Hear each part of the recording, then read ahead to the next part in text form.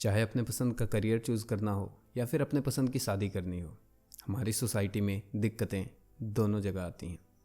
तो दोस्त, आज की वीडियो में मैं बात करने वाला हूँ कि इंटरकास्ट मैरिज सही है या गलत है। इंटरकास्ट मैरिज यानी कि लड़का या फिर लड़की दोनों सेम कास्ट के ना हो, दोनों डिफरेंट कास्ट के हों, एंड ये बहुत बड़ा इशू है। सो दोस्त, सबसे पहले हम बात करते हैं मिथ्स की। इंटरकास्ट मैरिज में बहुत सारे मिथ्स होते हैं। सबसे पहला मिथ्स क्या है? हमारा कल्चर। हमारे कल्चर में क्या इंटरकास्ट मैरिज को सही बताया गया है? क्या इंटरकास्ट मैरिज करना पाप है? क्या अधर्म है? ऐसी बहुत सारी चीज़ें हमारे दिमाग में चलती रहती हैं। हम भी सोचते हैं, हमको बचपन से हम लोगों को हमारे सोसाइटी में, हमारे घर में ये सिखाया जाता है कि नहीं, ये गलत है, ये नहीं करना चाहिए, राइट। तो सबसे पहले मैं एक चीज़ आपको क्लियर कर देता हूँ कि इंटरकास्ट मैरिज क्या अधर्म है? क्या हमारे धर्म में ये करना अलाउड नहीं था? बेसिकली अगर मैं हिंदुज़म की बात करूँ तो जहाँ तक up to my information, right, हो सकता है कहीं पर हो, आई डोंट नो, जहाँ तक मुझे समझ है वहाँ तक मैंने ऐसा कुछ नहीं पाया जहाँ पे लिखा हो कि इंटरकास्ट मैरिज करना गलत है। आप एग्जाम्पल ले सकते हो। सबसे पहले मैं डिस्क्रिमिनेशन को टच करना चाहूँगा कि कहते हैं कि एक ऊंच जात या वर्ग का इंसान किसी नीच जात के यहाँ खाना नहीं खा सकता, राइट, ऐसा कहा जाता है।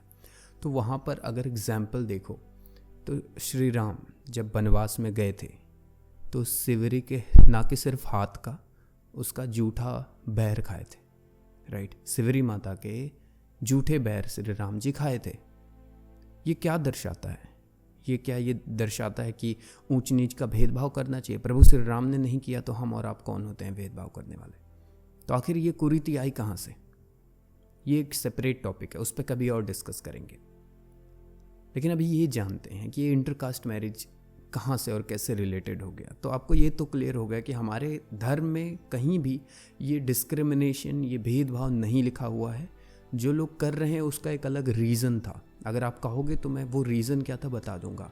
और जो लोग करते हैं या फिर जो पुराने ज़माने के लोग हैं जो ऐसा मानते हैं, कहीं ना कहीं अपने जगह पे एक एंगल से, उनके पॉइंट ऑफ व्यू से दे आर एब्सोल्युटली राइट जो वो भेदभाव करते हैं, राइट। सो उस पर कभी और बात करेंगे। अभी बात करते हैं इंटरकास्ट मैरिज पे। श्री कृष्ण जी ब्राह्मण थे and Radha was not a ब्राह्मण। वो ब्राह्मण नहीं थी, बट फिर भी वो राधा जी से प्रेम करते थे। और उन्होंने कहा कि प्रेम का कोई भाषा नहीं होता।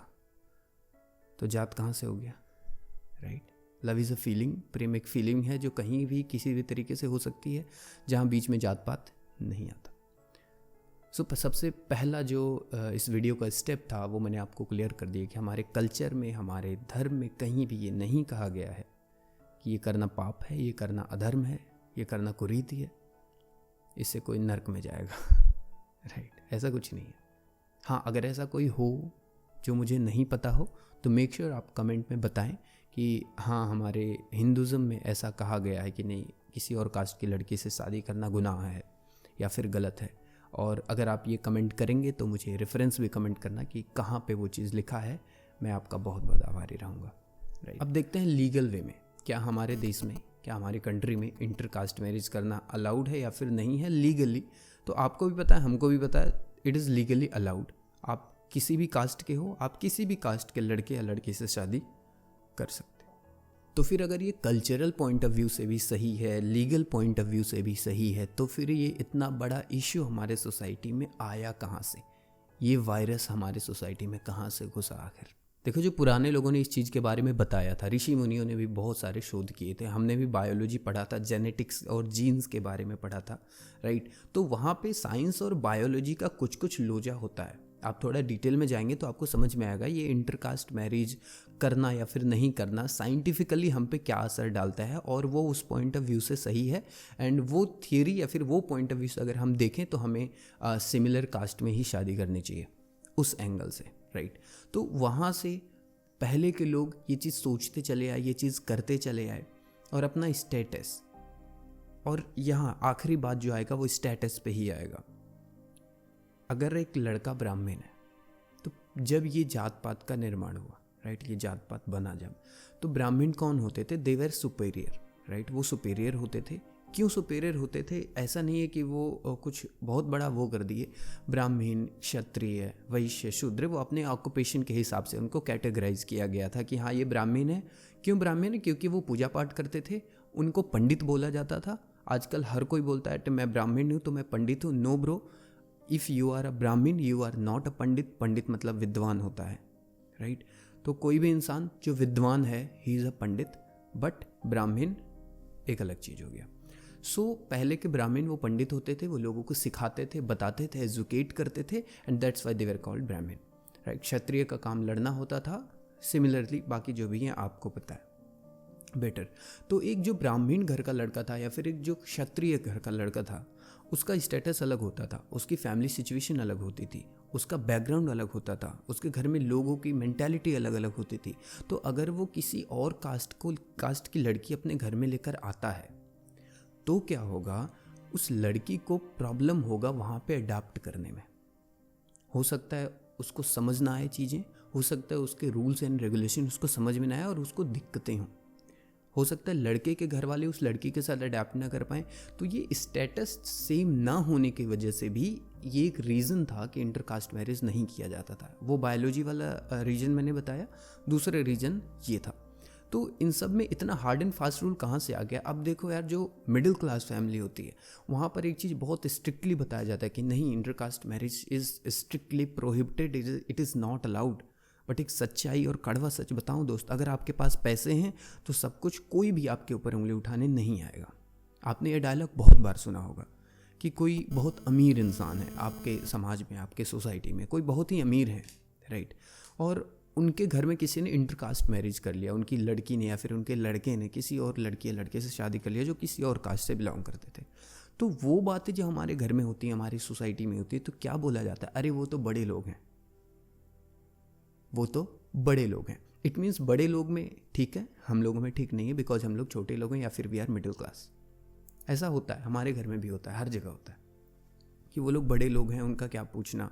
Let's take the example of celebrities के एग्जाम्पल देखो, उसने उससे शादी कर लिया, उसने वो किसी और कास्ट से बिलोंग करते थे, कोई नहीं पूछता यार वहाँ पे, एंड नो बडी केयर्स। हम लोग भी केयर नहीं करते, वाई?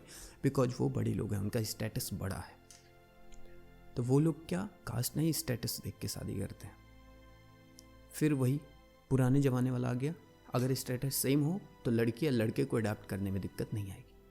तो अगर आपके पास पैसे हैं तो सब कुछ ढक जाएगा दोस्त, और अगर आपके पास पैसे नहीं हैं, अगर आप एक मिडिल क्लास हो, अगर आप एक उस सोसाइटी में रहते हो, तो आपको प्रॉब्लम है। तो अब मेरा ओपिनियन क्या है इसमें? मेरा ओपिनियन ये है कि देखो, ये सही है या गलत है, मैंने आपको सारे पॉइंट ऑफ व्यूज़ रखे। अब आप कौन सा पॉइंट ऑफ व्यू लेते हो, कौन सा नहीं लेते हो, ये आपके ऊपर डिपेंड करता है।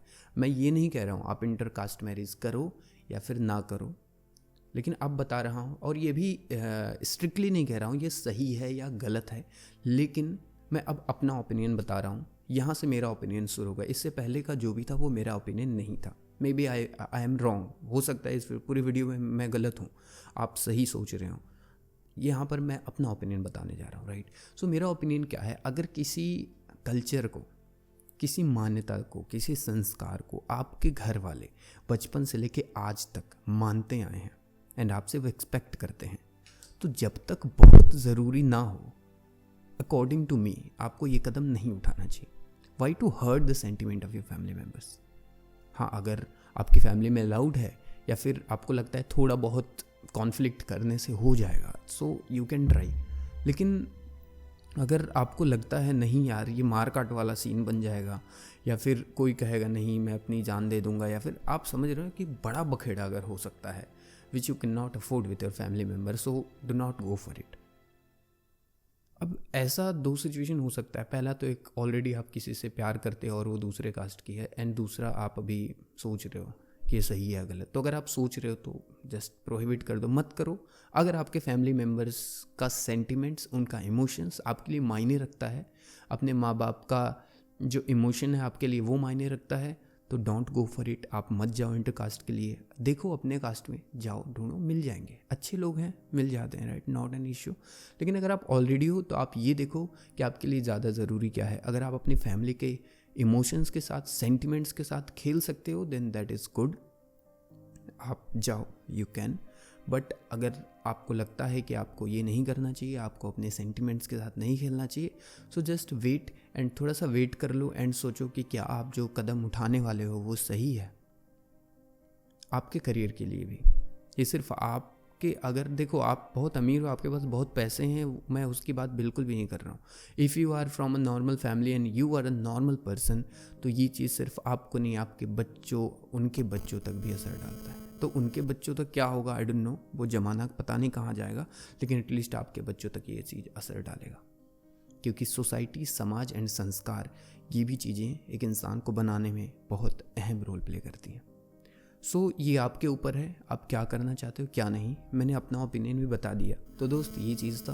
हो सकता है पूरे वीडियो में मैंने कुछ पॉइंट्स गलत बताए हो या इररिलेवेंट बताए हो, I am sorry for that. आप नीचे कमेंट ज़रूर करना। अगर आप यहाँ तक देखे हो तो नीचे मुझे बताना कि हाँ मैंने यहाँ तक देखा। आप ये भी बताना मेरा पॉइंट ऑफ व्यू जो था वो आपको सही लगा या फिर सही नहीं लगा। आप दोनों कमेंट कर सकते हो, मैं खुशी खुशी आपका कमेंट पढ़ूंगा, क्योंकि यहाँ पर मैं हार्ड एंड फास्ट रूल लेके नहीं बैठा हूँ। जो मैं कह रहा हूँ वही सही है, ये मेरा ओपिनियन था, आपका ओपिनियन कुछ और हो सकता है, राइट। सो ये चीज़ था। So according to me intercaste marriage करना सही है या गलत है, ये डिसीजन मैं आप पे छोड़ता हूँ। मैं अपना ओपिनियन मेरा यही था कि अगर आपके फैमिली के इमोशन एंड सेंटिमेंट्स आपके लिए मायने नहीं रखते तो आप जाओ, अगर रखते हैं तो रुक के एक बार सोच लो, सोचने में क्या जा रहा है। और अगर आप उस चक्कर में भी पढ़े ही नहीं हो तो मत पढ़ो भाई, क्योंकि फैमिली के सेंटिमेंट्स देखने होते हैं, आप देख लो, क्योंकि अभी आप पढ़े भी नहीं हो, वहाँ जाओगे तो कोई फ़ायदा नहीं है, राइट। तो ये चीज़ें थी। हो सकता है हमारा सोसाइटी बदले, कल को हमारा समाज बदले, हमारे फैमिली के ब्रॉड माइंडेड हों, so everything would be okay and I wish, मैं भी ये चाहता हूँ ये ओके हो जाए, बट जो सिचुएशन है अभी वो यही है। So thank you so much video देखने के लिए। एंड अगर आपको लगता है कि ऐसे सेंसिटिव टॉपिक्स पे मुझे वीडियो बनाने चाहिए तो आप मुझे कमेंट्स में बता देना। एंड और ऐसे कौन से सेंसिटिव टॉपिक्स हो सकते हैं जिससे आप वीडियो चाहते हो जिस पे, वो भी कमेंट कर देना। अगर मुझे लगेगा मुझे अपना ओपिनियन शेयर करने का उस पर विचार या फिर मन करेगा, then definitely I will make a video on it. Thank you so much. अगर आप यहाँ तक देखे हो तो मेरा आप सबको दिल से प्यार, राइट। कमेंट में बताना आप यहाँ तक थे एंड इस वीडियो को शेयर करो। ये एक सोशल इशू है जो हर इंसान तक पहुंचना चाहिए, क्योंकि इसमें जो भी चीज़ें मैंने बताई हैं वो मेरे हिसाब से 100% रिलेवेंट था। हर पक्ष दिया, धार्मिक पक्ष दिया, लीगल पक्ष दिया, अपना अभी ओपिनियन बताया एंड आपको भी अपना ओपिनियन देने पे छोड़ दिया। गो इन द कमेंट सेक्शन, लिख डालो जो भी आपका ओपिनियन है। अगर आपका ओपिनियन मुझे अच्छा लगता है डेफिनेटली मैं उस पर रिस्पॉन्ड करूँगा। So thank you so much video देखने के लिए। एंड अगर आपको मेरी वीडियोज़ पसंद आती हैं तो चैनल को सब्सक्राइब कर लेना है, बेल आइकन को हिट करना, शेयर करना वीडियो को ताकि लोगों की हेल्प हो सके, लाइक करना डोंट फॉरगेट। एंड फाइनली ये एक वीडियो है जो मैं आपको सजेस्ट करना चाहूँगा, ये वीडियो देखो। मैं मिलता हूँ आपसे इस वीडियो में।